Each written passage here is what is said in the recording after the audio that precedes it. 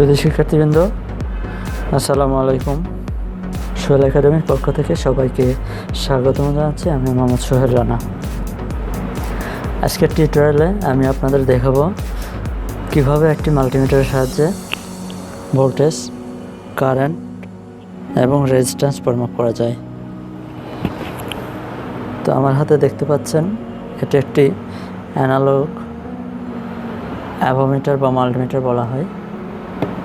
তো আজ আমি আপনাদের দেখাবো কিভাবে এই অ্যানালগ মাল্টিমিটার বা অ্যাভোমিটার সাহায্যে ভোল্টেজ, রেজিস্ট্যান্স এবং কারেন্ট পরিমাপ করা হয়। তো এটা মাল্টিমিটারের এই যে দুইটা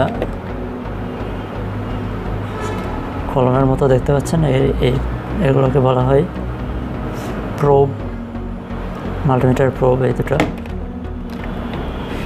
তো এগুলোর সাহায্যে আমরা পরিমাপ করতে পারি।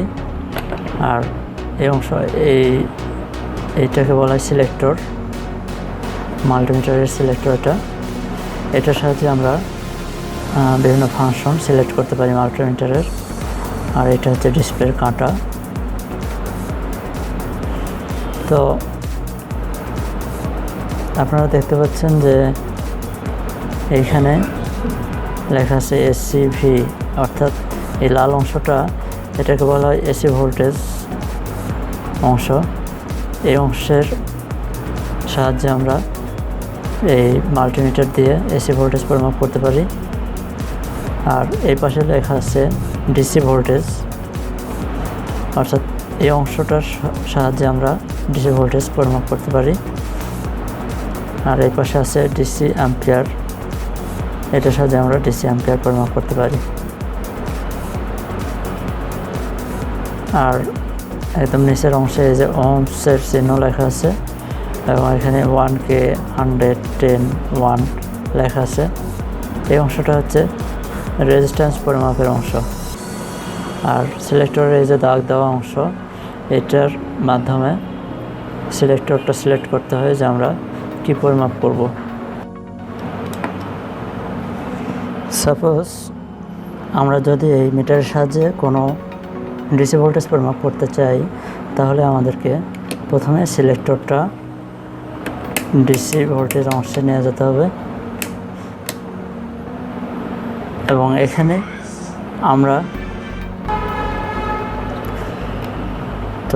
আমাদের সিলেক্টরটা আমরা যেই ভোল্টেজটা পরিমাপ করব ডিসি ভোল্টেজ, সেই ভোল্টেজের রেঞ্জে রাখতে হবে। অর্থাৎ আমি যদি 10 ভোল্টের নিচে কোনো ভোল্টেজ পরিমাপ করতে চাই, তাহলে এই সিলেক্টরটা 10-এ রাখতে হবে বা 10-এ রাখতে হবে। অথবা যদি 50 ভোল্টের নিচে কোনো ভোল্টেজ পরিমাপ করতে চাই, তাহলে সিলেক্টরটা 50-তে রাখতে হবে।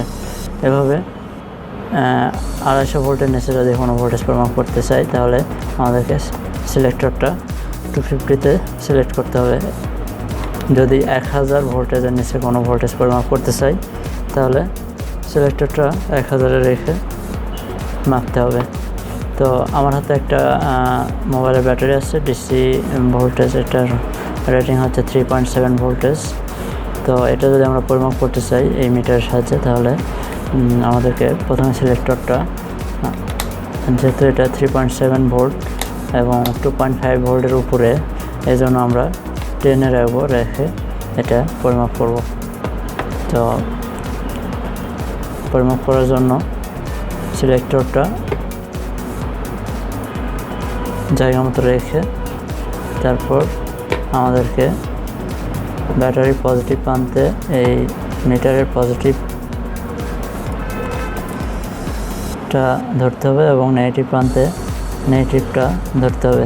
ধরে আমাদেরকে মিটারের দিকে দেখতে হবে যে মিটারের কাটার রিডিংটা দেখতে হবে কোথায় আছে। এইখানে আমাদের ভোল্টেজটা শো করতেছে 3.9 ভোল্টেজ। অর্থাৎ এই যে আপনারা দেখতে পাচ্ছেন যে 2-এর পরে একটা দাগ আছে, এটা 3 এবং তারপরে 4।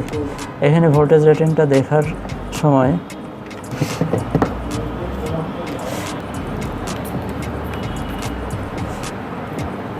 তো এইখানে আমাদেরকে রেঞ্জটা দেখতে হবে যে কোন রেঞ্জে আমরা পরিমাপ করতেছি। যেহেতু আমরা 10-এ পরিমাপ করছি, এজন্য এটা হচ্ছে মাঝখানের দাগটা হচ্ছে 10 রেঞ্জের দাগ।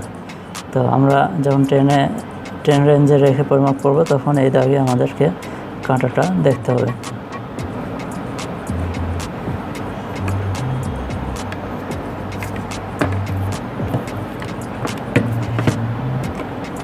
আরেকবার দেখি আমরা যে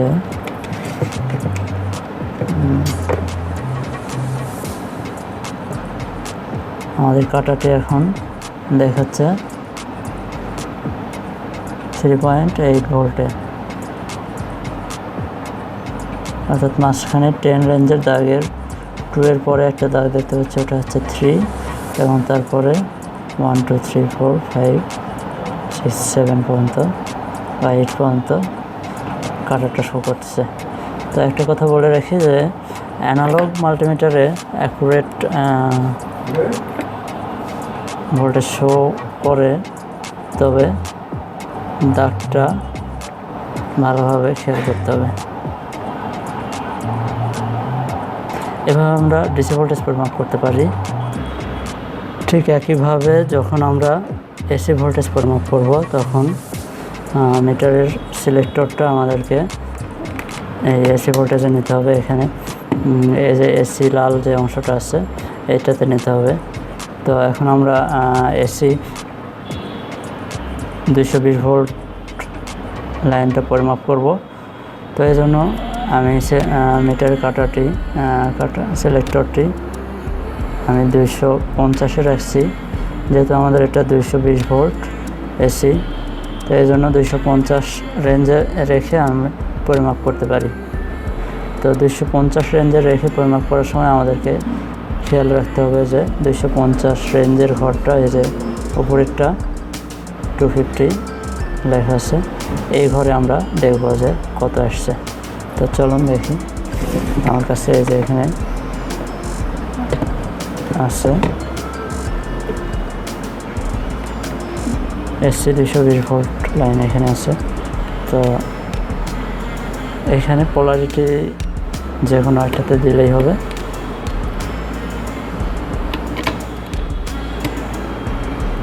তো এইভাবে প্রব দুটো ঢুকাতে হবে সকেটের ভিতরে। ঢোকানোর পরে আমরা রিডিংটা দেখব।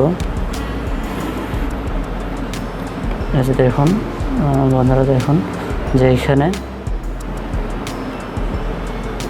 প্রায় 220 ভোল্টের কাছাকাছি আর কি দেখাচ্ছে। এভাবে আমরা এসি ভোল্টেজ পরিমাপ করতে পারি। আর এসি ভোল্টেজ পরিমাপের সময় অবশ্যই সতর্কতা অবলম্বন করতে হবে, কোনোভাবে যাতে এসি লাইনে হাতের স্পর্শ না লাগে, তাহলে কিন্তু ব্যক্তি শক খাওয়ার সম্ভাবনা আছে। তো একইভাবে আমরা যদি কোনো রেজিস্টরের রেজিস্ট্যান্স পরিমাপ করতে চাই, তবে আমাদেরকে যা করতে হবে, মিটারের সিলেক্টরটা আমাদেরকে এই যে ওহমসের ঘরে নিয়ে আসতে হবে। তো আমাদের রেজিস্টরের রেজিস্ট্যান্সের মানের উপর ডিপেন্ড করে এটা সিলেক্ট করতে হবে। তো যদি আমরা কোনো রেজিস্ট্যান্স পরিমাপ করতে চাই, তবে আমাদেরকে রেজিস্টরে x10 যে 10 গুণ x বাই ইন্টু 10 এই ঘরে সিলেক্টর রেখে মাপতে হবে। তো এই ঘরে রাখলে আমরা যে রিডিংটা পাবো মিটারে, সেই রিডিংয়ের সঙ্গে 10 গুণ করে দেবো, দিয়ে আমরা রিডিংটা দেখব। আমার হাতে যে রেজিস্ট্যান্সটা দেখতে পাচ্ছেন, এটা হচ্ছে 330 ওহমসের একটা রেজিস্ট্যান্স। তো এটা আমরা যদি পরিমাপ করি, তাহলে এখানে 30 শো করতেছে। ওপরের কাঁটাটা আমরা দেখতেছি 30 শো করলে এখানে 30-এর সঙ্গে আমরা 10 দিয়ে গুণ দিয়ে দেবো, তাহলে 300 হয়ে যাবে। তো আমরা জানি যে রেজিস্ট্যান্সের টলারেন্স 5% থাকে। তো এই জন্য 330-এর জায়গায় 5% বা 10% টলারেন্স থাকে। তো এটা 10% টলারেন্সের রেজিস্ট্যান্স। এই জন্য 300 ওহম শো করতেছে। তো এভাবে আমরা যে কোনো রেজিস্ট্যান্স পরিমাপ করতে পারি। আবার এক্সটার্নে রেখে আমরা যদি কোনো কানেকশন চেক করতে চাই তাহলেও আমরা এক্সটার্নে রেখেই কানেকশন চেক করব। সাপোজ যদি আমরা দেখতে চাই যে এখান থেকে এখানে আমার কানেকশন আছে কিনা, তাহলে এই 2 পয়েন্টে আমি 2টা প্রোব ধরবো আর মিটার সিলেক্টরটা এক্সটার্নে থাকবে। তারপর এখানে যদি আমরা ধরি দেখা যাচ্ছে যে একটা কানেকশন আছে, অর্থাৎ রেজিস্ট্যান্সটা 0 ওহমসে আসছে কাটা, আর এই পাশের এইটাতে কানেকশন নাই এইখান থেকে, তো এই জন্য এটা কাটা নড়তেছে না। আবার যদি এখানে দিই তাহলে অল্প কিছু দেখাবে রেজিস্ট্যান্স, তার মানে সামান্য কানেকশন আছে এখানে সামান্য কানেকশন। এভাবে আমরা যে কোনো কানেকশন চেক করার জন্য আমরা মিটারের সিলেক্টরটা এক্সটার্নে রেখে মিটারের নেগেটিভ এবং পজিটিভ প্রোব ধরে কানেকশন চেক করতে পারি। তো এই ছিল মোটামুটি অ্যানালগ মাল্টিমিটারের ব্যবহার। আশা করি আপনাদের এই টিউটোরিয়ালটি ভালো লেগেছে, এবং যদি ভালো লেগে থাকে তাহলে অবশ্যই আমার চ্যানেলটি সাবস্ক্রাইব করবেন এবং ভবিষ্যতে আরও ভালো ভালো ভিডিও পাওয়ার জন্য চ্যানেলটিতে সাবস্ক্রাইব করে রাখবেন এবং পাশের বেল বাটনে ক্লিক করে রাখবেন, যাতে পরবর্তী ভিডিওগুলো আপনি সহজেই পেয়ে যান। ভালো থাকবেন, সুস্থ থাকবেন। আল্লাহ হাফেজ।